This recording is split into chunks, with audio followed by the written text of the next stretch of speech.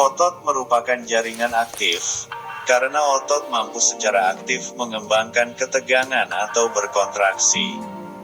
Karena otot adalah jaringan aktif, maka otot memiliki fungsi yang penting untuk mempertahankan postur tubuh, menggerakkan segmen tubuh dan meredam terjadinya shock.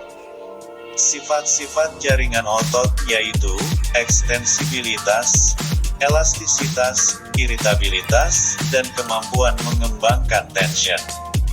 Ekstensibilitas dan elastisitas. Ekstensibilitas adalah kemampuan terulurnya atau memanjangnya otot. Elastisitas adalah kemampuan otot kembali ke posisi panjang semula setelah diulur di stretch. Otot yang kembali ke posisi panjang semula disebut dengan normal resting length. Sifat elastik otot terdiri dari komponen elastik paralel dan komponen elastik seri. Komponen elastik paralel atau PEC adalah membran otot yang berperan memberikan tahanan pada saat otot secara pasif terulur. Komponen elastik seri atau SEC adalah tendon yang bekerja sebagai pegas lentur untuk menyimpan energi elastik ketika otot tegang diulur di stretch.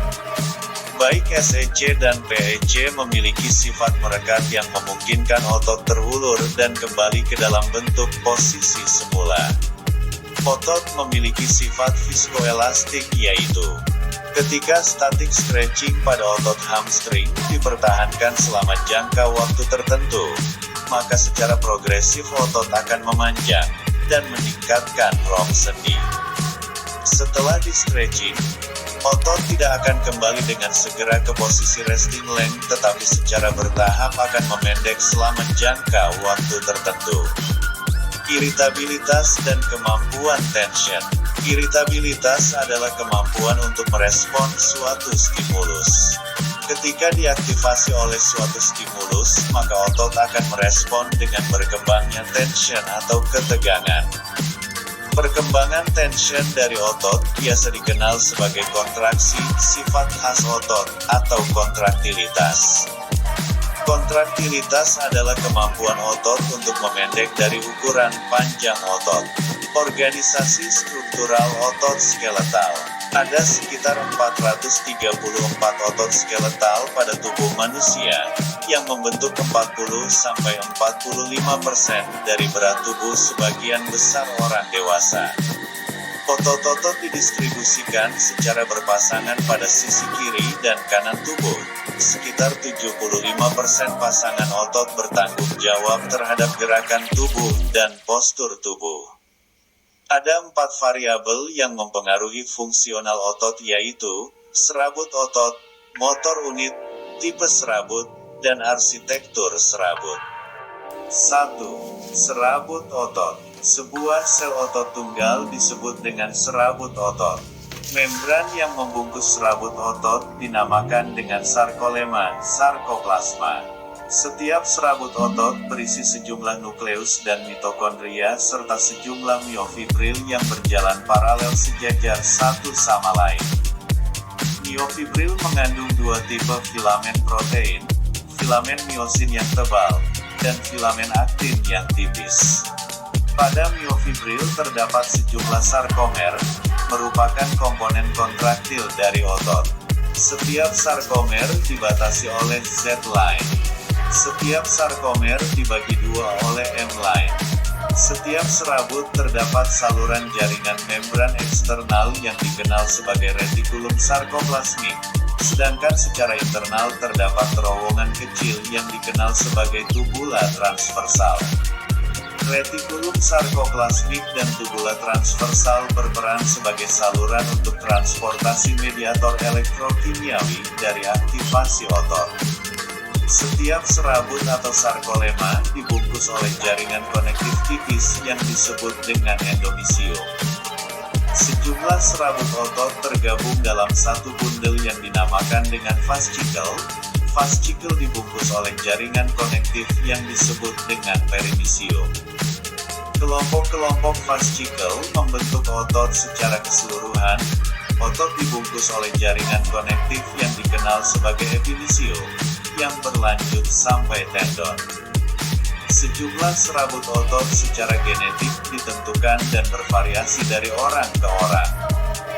Jumlah serabut otot yang terbentuk sejak lahir akan dipertahankan sepanjang daur kehidupannya, kecuali kadang-kadang menurun setelah injuri.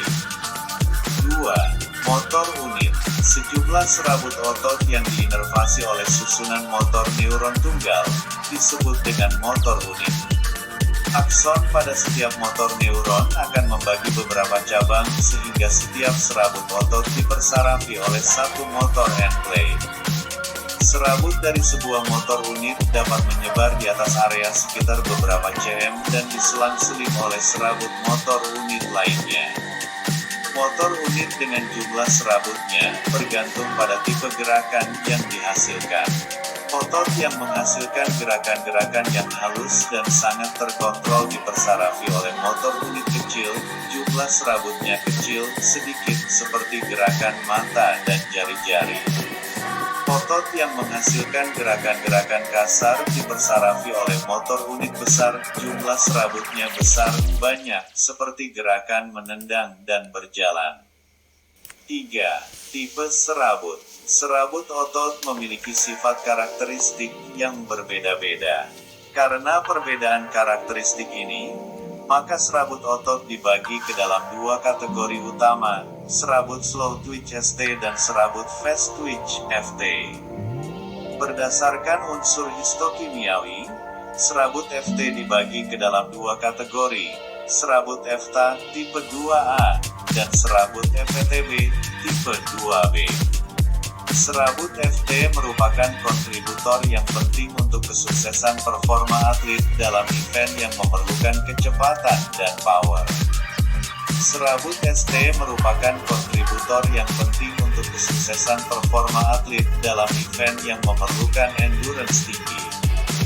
Penemuan ini menunjukkan bahwa program training dapat menyebabkan konversi serabut ST ke FT atau sebaliknya.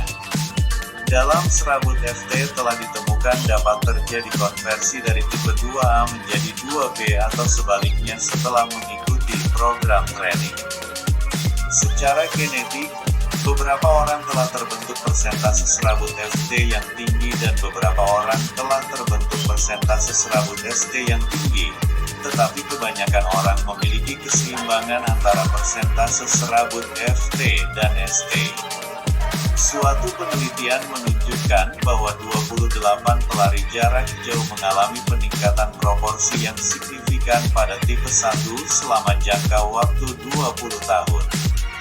Penelitian juga menunjukkan bahwa bayi dan anak-anak memiliki serabut tipe 2B yang lebih kecil proporsinya secara signifikan daripada orang dewasa.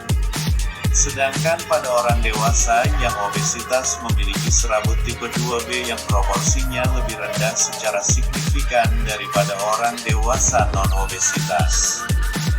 Fakta baru menunjukkan bahwa genetik memiliki peran yang besar terhadap proporsi tipe serabut. Fakta juga menjelaskan bahwa otot skeletal dapat beradaptasi terhadap tuntutan perubahan fungsional dengan menghasilkan perubahan pada fenotipe genetik dari serabut otot. 4. Arsitektur otot. Susunan serabut otot dapat mempengaruhi fungsional otot. Orientasi struktural ini dapat mempengaruhi strength otot dan ROM. Ada dua kategori utama susunan serabut otot, susunan serabut paralel dan susunan serabut penate. Jika sudut penation lebih dari 60 O, maka jumlah gaya efektif yang ditransfer ke tendon kurang dari 1/2 gaya yang dihasilkan oleh serabut otot. Ditemukan bahwa pelari cepat memiliki sudut penation yang lebih kecil daripada pelari jarak jauh. Fungsi otot skeletal. Pada saat otot berkontraksi, maka besarnya ketegangan adalah konstan pada seluruh panjang otot, baik pada tendon dan lokasi perlekatannya. Gaya ketegangan atau kontraksi berkembang karena adanya tarikan otot pada perlekatannya di tulang am, menciptakan torque pada sendi-sendi yang dilewati otot tersebut. Perekrutan motor unit. Saraf-saraf yang menginervasi motor unit ST secara umum memiliki ambang rangsang yang rendah dan relatif mudah diaktifasi. Motor unit FT disuplai oleh saraf-saraf yang lebih sulit diaktifasi, ambang rangsang tinggi. Ketika otot berkontraksi, maka pertama kali diaktifasi adalah serabut ST. Kemudian ketika durasi aktivitas meningkat dan membutuhkan speed atau power, maka secara progresif serabut FT diaktifasi tipe 2A dan 2B. Perubahan panjang otot ketika terjadi perkembangan tension. Ketika ketegangan kontraksi otot menghasilkan torque yang lebih besar daripada resistif torque pada sendi, maka otot akan memendek sehingga menyebabkan perubahan sudut pada sendi. Ketika otot memendek, maka kontraksi yang dihasilkan adalah konsentrik. Serabut otot tunggal mampu memendek sekitar 1/2 dari normal resting length. Otot juga dapat menghasilkan ketegangan tanpa memendek. Panjang otot tidak berubah dan tidak ada gerakan yang terjadi. Kontraksi ini dinamakan dengan isometrik. Otot juga dapat menghasilkan ketegangan ketika otot memanjang. Kontraksi ini adalah eksentrik, di mana arah gerakan sendi berlawanan arah dengan resultan torque otot. Peran otot. Ketika otot menghasilkan ketegangan atau kontraksi, maka jarang satu otot bekerja secara terisolir, tetapi umumnya bekerja dengan otot lainnya secara simultan atau bersamaan. Ketika otot berkontraksi dan menyebabkan gerakan pada segmen tubuh, maka otot tersebut bekerja sebagai agonis atau prime mover. Karena ada beberapa otot yang sering memberikan kontribusi terhadap gerakan, maka otot tersebut bekerja sebagai asisten agonis. Otot-otot yang relaks pada saat agonis bekerja atau otot lawanan yang berkembang ketegangan eksentrik pada saat yang sama dengan agonis bekerja, maka otot tersebut dikenal sebagai antagonis. Otot antagonis sering memberikan aksi kontrol khususnya pada akhir gerakan yang cepat dan kuat. Agonis khususnya aktif selama akselerasi segmen tubuh, sedangkan antagonis terutama aktif selama deselerasi atau perlambatan. Sebagai contoh, ketika seorang berlari menuruni bukit, maka fungsi quadriceps sebagai antagonis untuk mengontrol besarnya fleksini yang terjadi. Otot dapat berperan menstabilisasi bagian tubuh melawan gaya tertentu, baik gaya internal maupun gaya eksternal, berperan sebagai stabilisasi. Otot-otot to joint dan multi-joint. Beberapa otot pada tubuh manusia dapat melewati 2 sendi atau beberapa sendi. Otot one joint menghasilkan arah gaya yang terutama segaris dengan segmen tubuh. Otot to joint dapat menghasilkan gaya dengan komponen transversal yang signifikan. Selama aktivitas power seperti melompat dan lari cepat, otot-otot to joint khususnya efektif dalam mengkonversi rotasi segmen tubuh ke dalam gerak translasi yang diinginkan. Faktor-faktor yang mempengaruhi gaya otot. Besarnya gaya yang dibangkitkan oleh otot berkaitan dengan kecepatan kontraksi memendek, panjang otot saat dirangsang, dan jangka waktu sejak otot menerima stimulus. Faktor-faktor tersebut adalah signifikan dalam mempengaruhi gaya otot. Hubungan gaya dan kecepatan. Gaya maksimal otot dapat berkembang melalui kecepatan kontraksi memendek atau memanjang, hubungannya dengan kontraksi konsentrik dan eksentrik. Otot yang lebih kuat adalah otot yang memiliki ketegangan isometrik maksimum yang lebih besar. Besarnya gaya maksimum dapat dibangkitkan oleh otot sebelum mengalami pemanjangan saat tahanan meningkat. Sebagian besar AKS memerlukan gerakan yang lambat dan terkontrol dengan beban submaksimal sehingga terutama terjadi kecepatan kontraksi memendek yang terkontrol. Hanya sejumlah motor unit yang teraktivasi. Di bawah kondisi eksentrik, gaya maksimum pada otot dapat menghasilkan gaya yang melebihi gaya isometrik maksimum. Program strength training yang eksentrik akan melibatkan penggunaan tahanan yang lebih besar daripada kapabilitas gaya isometrik maksimum pada atlet. Penelitian menunjukkan bahwa tipe training eksentrik lebih efektif daripada training konsentrik dalam meningkatkan ukuran dan strength otot. Meskipun demikian, training eksentrik juga berhubungan dengan peningkatan nyeri otot dan kerusakan struktural. Hubungan panjang otot dan ketegangan. Besarnya ketegangan isometrik maksimum pada otot sebagian bergantung pada panjang otot. Pada serabut otot tunggal dan terisolir, gaya puncak dapat terjadi ketika otot dalam keadaan normal resting length, tidak terulur atau tidak berkontraksi. Ketika panjang otot meningkat atau menurun melewati resting length, maka gaya maksimum otot dapat menghasilkan penurunan. Bagaimanapun juga, kapabilitas gaya dapat meningkat ketika otot sedikit terulur.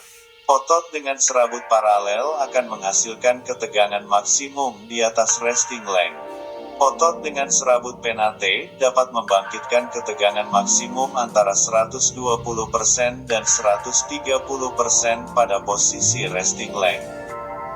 Fenomena ini akibat adanya kontribusi dari komponen elastik otot, terutama SEC, ditambah adanya ketegangan pada otot saat di-stretch.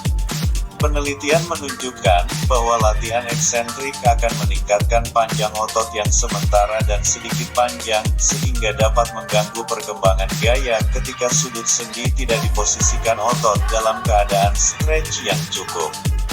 Siklus stretch, shortening.